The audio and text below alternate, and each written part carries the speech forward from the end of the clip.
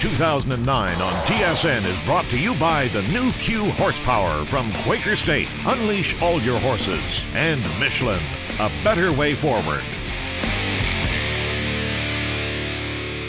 This week we're in central Ontario, just north of Elmira. This is farming country. It's also home to one of the largest Mennonite populations in Canada. And you know, the old order Mennonites, well, they prefer the 1 horsepower mode of transportation. And speaking of transportation, as we all know, General Motors has survived. It's smaller, more focused, and as the company likes to say, they have reinvented themselves. But now the challenge is to sell vehicles, because you put the politics and the finger pointing aside, they'll only survive if they can sell vehicles in the showroom. But you know, consumers are a little and naturally nervous about General Motors. In fact, recently on a monthly sales figure, Ford outsold General Motors for the first time in 50 years. So GM has got to get people in the showroom. Apparently, the successful Camaro is doing just that. But this week, we're on the very first car launch since General Motors came out of bankruptcy. And they believe that this vehicle will keep current customers happy and bring in new ones. And it's the new improved Chevy Equinox.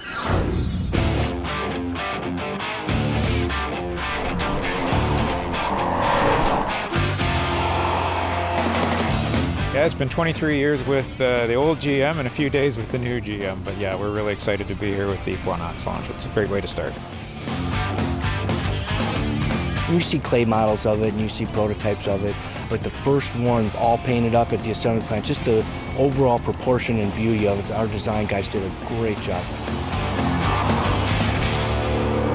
I was thinking that it's interesting that the first vehicle they're launching out of bankruptcy is an SUV, something that, of course, a lot of people complained got them into this situation in the first place. But one of the parallels that they're drawing right off the bat is smaller and more fuel efficient, like the company, I guess. It's a highly contested segment. There's a lot of good competition out there. So this is a key launch for us, and we wanted to come out with a new Equinox that really leapfrogged what customers can get in the market today. There's 2 powertrains available. There's a 4-cylinder, 2.4 liter, 182 horsepower. That's our base vehicle, comes in front-wheel drive and all-wheel drive versions. We also have a 3-liter V6 that's 264 horsepower, also comes in all-wheel drive and front-wheel drive versions. It's the same size, same body platform basically as the last time around. Works really, really well with the V6. They're trying really hard to push the fuel efficiency, so they've dropped this new 2.4 liter i4 into it, which works well, but it just seems a little overmatched with the vehicle. Personally, I'd go 4. I would see the advantage of the fuel economy being something that is very appealing to me. I would take the trade-off on the fact that I can go a significant distance further when I'm driving with a full load of kids and stuff rather than the extra power with the 6-cylinder. You know, a lot of people say, and maybe rightly so, that the big three lost its direction when they didn't focus on the import market. Well, things are changing. At the launch of this Chevy Equinox, General Motors made sure it had the competition here for journalists to compare. We're just making sure that people take the time to do a real straight back-to-back comparison, so they get a really good feel of what we've been able to do with the Equinox. You know, there's some great competition out there, and Toyota and Honda have had great entries in this segment for a long time. And we had that in mind when we designed this vehicle, and our goal was to make customers step back and give our vehicle consideration, and when they give it a try, we think they're going to be really pleasantly surprised. It's very quiet. We found when driving it just back-to-back with, say, the Toyota, for example, there was a significant difference in noise quality, even from something as simple as the sunroof. The sunroof closed on the new Equinox versus the sunroof closed on the RAV4. There was a significant wind noise difference there. So they've done their homework. You know, the interior of this Chevy Equinox has really been well thought out. Very refined and practical, though, at the same time. Lots of places to put your stuff, and we all know how important that is. Another thing I like is the tailgate. You can actually program it to the conditions. I mean, it's up as far as it can go, which is terrific out here, but let's say I'm going to go home, go into my garage, which is much lower. You can understand the consequences of that. So what you can do is push the button, bring it down to the height of your garage, press it again, It will automatically set it, and you can activate both settings in the cabin of the Equinox. I think what the segment has lacked is a bit of emotional appeal, to be honest. They've been very utilitarian vehicles, but this adds that sort of wow factor. Wow, look what I'm getting for the money here. This is great. And fuel economy leader in the segment. This is a real nice surprise from General Motors. I have no doubt in my mind that GM will do well and in fact will flourish as time goes on. I think there's a lot of depth there, and I think there's a lot of talent in this company, and they'll do well. I think General Motors has done a good job. I think the Chevrolet Equinox is up against it, but I think they're bringing to the table really what the consumer is looking for in a vehicle. It's going to have the versatility. It's going to have the all-wheel drive capability if you choose it, and it's got the looks.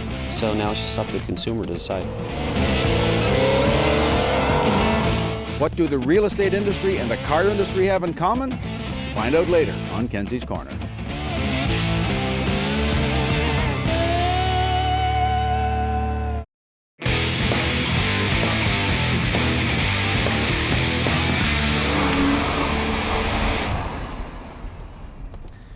In the bad old days when you bought a cheap car, that's exactly what you got. A cheap car. Well, as they say, the times they are a-changing. On this edition of Test Drive, the Kia Forte.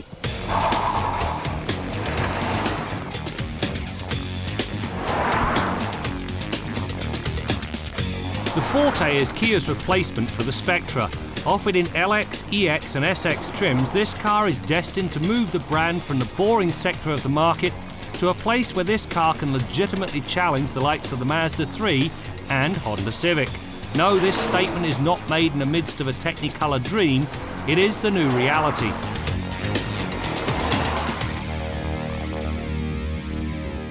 One of the things that really impresses with this Kia Forte is how much equipment you get on the top-of-the-range SX model. For $21,000, you get all the usual power items, including a power moonroof. You also find things like heated mirrors, heated wiper pad, tilt and telescopic steering wheel adjustment, manual height adjustment for the driver's seat, which allows you to accommodate a number of differently sized drivers. You also get a decent radio with iPod and USB inputs. Now, the one thing that really does impress, voice-activated Bluetooth is standard equipment, and that at this end of the price range is a rarity. The Forte arrives with a peppy 2-litre 4 that pushes 156 horsepower and 144 pound-feet of torque.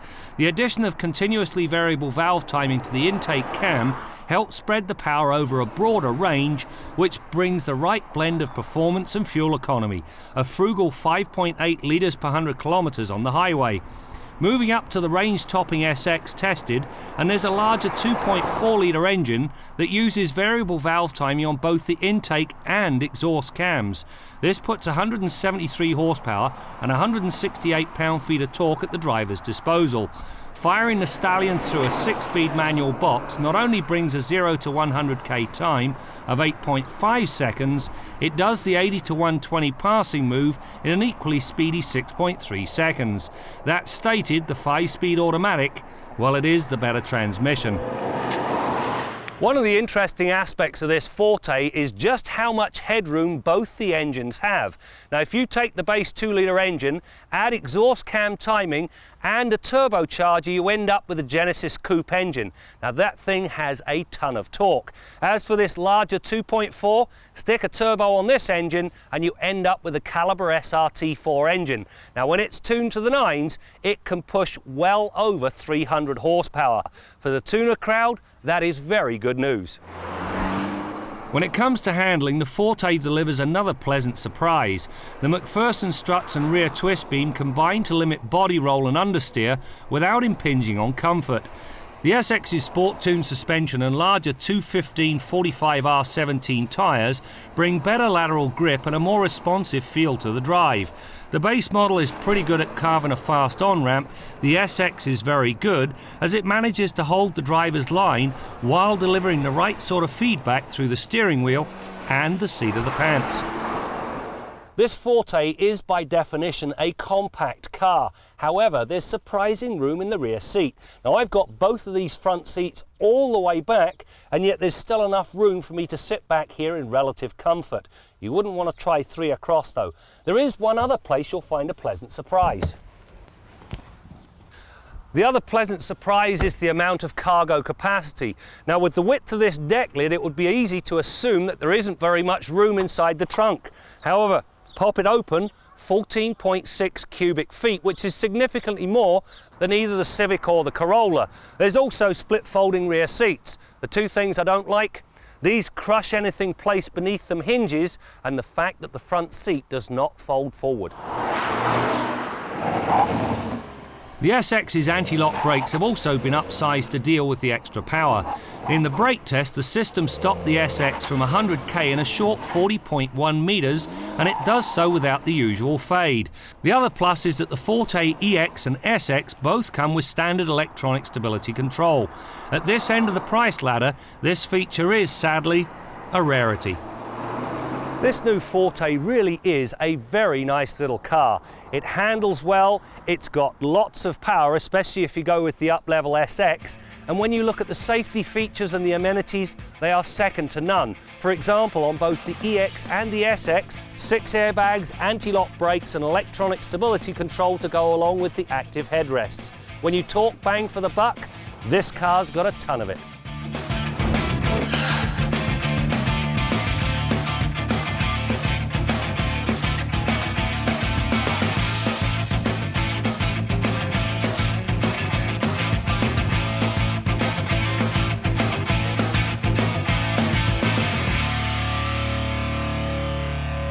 Make sure you check out the Motoring website at motoringtv.com. You can watch any program you may have missed. In fact, how about a trip down memory lane and see what we were driving as far back as 1988.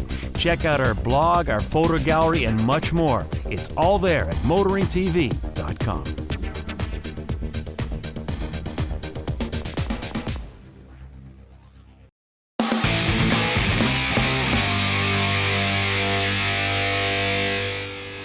You know, when manufacturers introduce new vehicles like the Chevy Equinox, they like to brag about the great fuel economy numbers.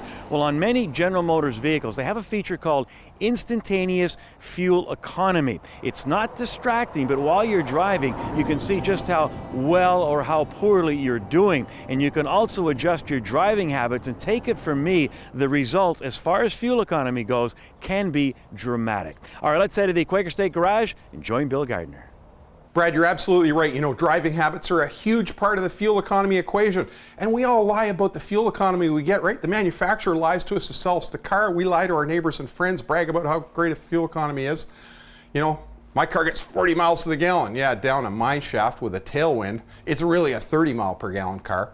But driving habits are huge. This week I want to talk about one of my customers' vehicles.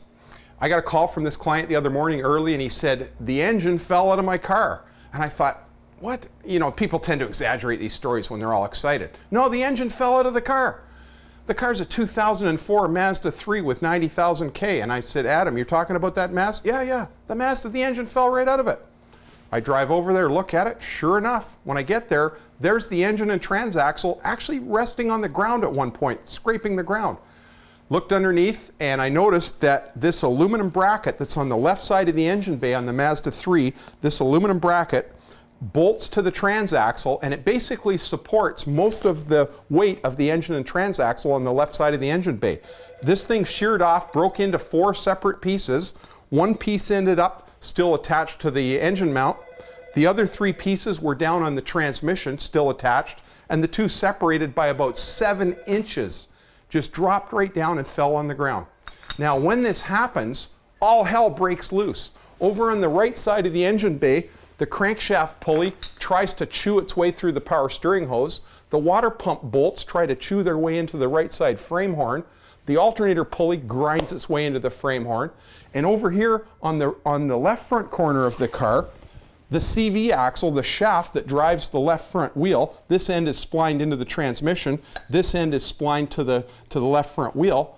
It can't track that range of motion. When the engine moves 7 inches off the mounts, it just can't follow that. So it tears apart and breaks, This piece still stays in the transmission going nowhere because the engine just stalled. It actually pulled the hose off the mass airflow sensor and the engine snuffed.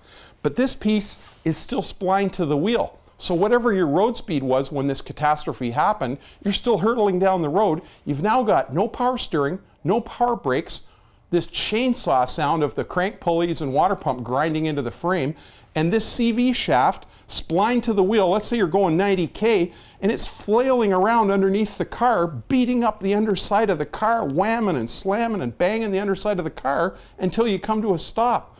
Now, my client, Adam, I don't know how he was able to retain control of the car because this is a traumatic event and it happens just like that. There is no warning. That thing shears off and all hell breaks loose in half a second. You know, I'm not sure that I'm really impressed with this overslung engine mount supporting so much weight on the left side of the engine bay, all the way to the engine and transaxle. When it shears off, or if it shears off, you're in big trouble trying to get that car back under control and safely over to the side of the road. I really think that maybe this bracket should be made of cast iron, a stronger material, add some weight but more strength, or how about better still, a tether incorporated into this design. And you know, think back to some of those 70s muscle cars. The left side engine mount in many cases used to have a cable tether to anchor it down if the mount broke so that engine couldn't get away. Tremendous horsepower involved and you didn't want that engine getting out of control in the engine bay. This thing can move like 7 inches if it breaks, so there needs to be some kind of provision on there to prevent this from happening. And you know what? I'd love to hear from other Mazda 3 owners if you've had a similar circumstance. And Transport Canada, have we not got a problem here? Maybe a recall issue or a safety issue? This is a big deal as far as I'm concerned. It's the first one I've seen, but I'll bet you it's not going to be the last one. Till next week, I'm Bill Gardiner for Motoring 2009.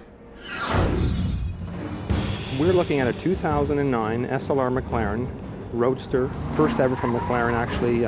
We started delivering the SLR coupes in 2004, and our customers really wanted a convertible version here. Even though it's limited driving season here, they wanted a cabriole, so McLaren developed this car for them.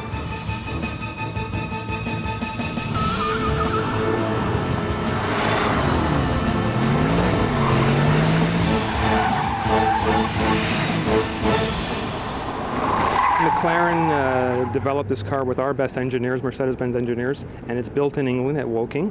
In terms of numbers, it's extremely limited.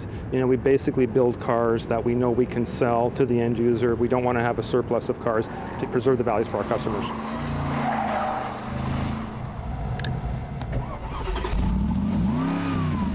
I mean, it's a V8 supercharged engine, 5.5 liters. It produces 617 horsepower, over 550 pounds of torque. It's a front mid-engine car. It's very well balanced. The car is entirely made of carbon fiber. It's light, it's nimble, it's quick, it's user-friendly. It's typically Mercedes-Benz, get in, be at home, very user-friendly car. The car is made entirely of carbon fiber, and it's all hand-assembled. It's a tremendous halo effect for us. It's the culmination of our best engineering and philosophies and McLaren's technology and drivability, and of course, you know, it's built at the McLaren test center in England where we do all the Formula One cars. So it's a fantastic marriage, and it's been a great collaboration for many years. So it's been a great, absolutely fabulous partnership.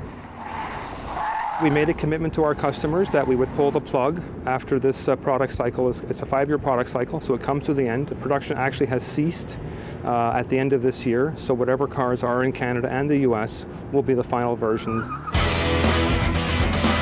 The legend will live on. All our customers will be supported for many years after the cars have ceased production, and I think like the McLaren F1 road car, this car will be an icon for the future. It really is an eye-catcher, and it's going to stand the test of time.